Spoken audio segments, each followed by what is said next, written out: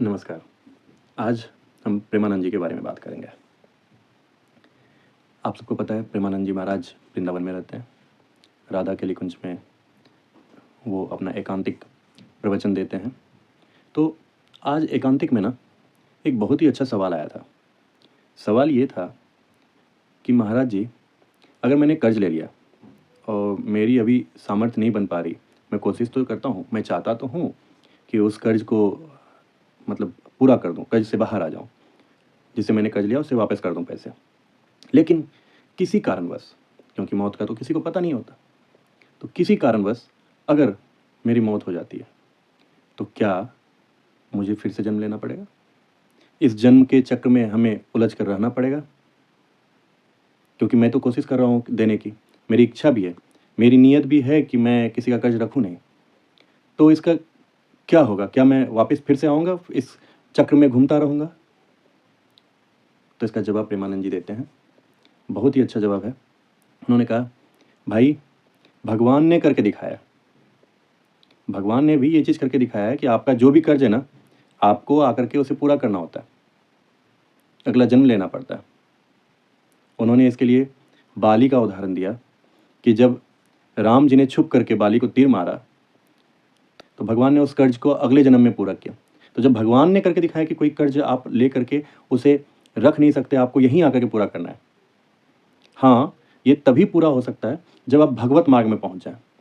अगर भगवत मार्ग में पहुँच गए, तो फिर आपका भगवान पूरा कर देंगे।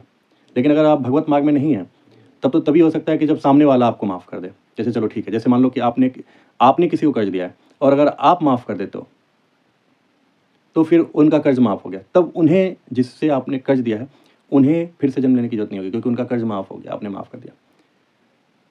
मतलब आप अगर देते हो तब आप कर सकते हो, तब आपके पास ये चॉइस होता है। लेकिन अगर आप लेते हो तो आपके पास ये चॉइस नहीं होता, आपको वो पूरा करना ही होता है। इसी पे वो एक बहुत अच्छी बात भी करते हैं कि आप उतनी ही चादर से पैर बाहर निकालो, जितनी बड़ी चादर है आपकी, चादर में उतना ही पैर पसारो। ये कहावत तो पहले से भी हमने जान रखी है ना? तो इसमें बड़ा अच्छा है, तो जिस पे आप थोड़ी-सी उनकी बात सुनिए कि उन्होंने बड़ा अच्छा-अच्छा एग्ज़ाम्पल दिया है, जिसमें उन्होंने ये भी कहा है कि आप जो आजकल जो तरीका बन गया कि भई कर्ज़ लेके घर बना रहे हैं, कर्ज़ लेके गाड़ी खरीद रहे हैं, कर्ज़ लेके ये काम कर रहे हैं, कर्ज़ लेके वो काम कर रहे हैं। मतलब उनका कहने का अर्थ क्रेडिट कार्ड और ये सब लोन उनसे रिलेटेड था। आजकल तो शादी-ब्याह भी लोग कर्ज़ करके ही कर रहे हैं, मतलब अच्छे से दिखाने के लिए करना होता है, दिखाना बहुत होता है, तो इसलिए कर्ज़ लेकर के करते हैं। तो उन्होंने कहा कि ऐसे काम मत करो। आप जितना कमा करके उसे पूरा कर सकते हो, जितना आपके पास है, उतने का ही खर्च करो। तो अब हम इससे क्या सीखते हैं, क्या समझते हैं? आज के समय में ये कितना हम इसको फ़ॉलो कर सकते हैं, कितना हमारे लिए ये मान सकते हैं हम, क्योंकि आज के समय में तो हर एक कोई कर्ज़ और एक नहीं 4-4 क्रेडिट कार्ड रखने वाले लोग हो गए हैं। लोन तो इधर से उधर से सभी जगह से आते रहते हैं। किसी न किसी का कर्ज़ लेकर के हम भूल जाते हैं। 100-200 रुपए तो ऐसे ही भूल जाते हैं। लेकिन अगर प्रेमानंद जी की बात को मानी जाए, तो आपके 100-200 रुपए आपको अगले जन्म के चक्कर लगा सकते हैं। उन्होंने एक एग्ज़ाम्पल और अच्छे से दिया था। एक अच्छा एग्ज़ाम्पल इसमें दिया कि आप ये ज़हर की तरह है।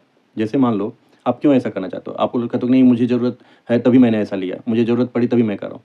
कहा कि अच्छा, आप क्या करो कि देखो अगले चक्र को तो आपने शुरू कर दिया, तो वो तो बड़ा नुकसान हो गया। तो आपको फिर से आकर के इसी में रहना है, इसी चक्र में घूमना पड़ता है। अब उन्होंने एक एग्ज़ाम्पल दिया कि भाई, अगर मानो आपको खीर दिया जाए और खीर में ज़हर डाल दी जाए, आपको पता चल गया, तो आप कभी नहीं खाओगे, क्योंकि आपको पता है कि मैं इसको खाऊँगा तो मैं मर जाऊँगा। तो जब आपको पता है कि मैं मर जाऊँगा इसको खा करके, तो आप नहीं खा रहे, यानी कि आप नुकसान से बचना चाह रहे हो।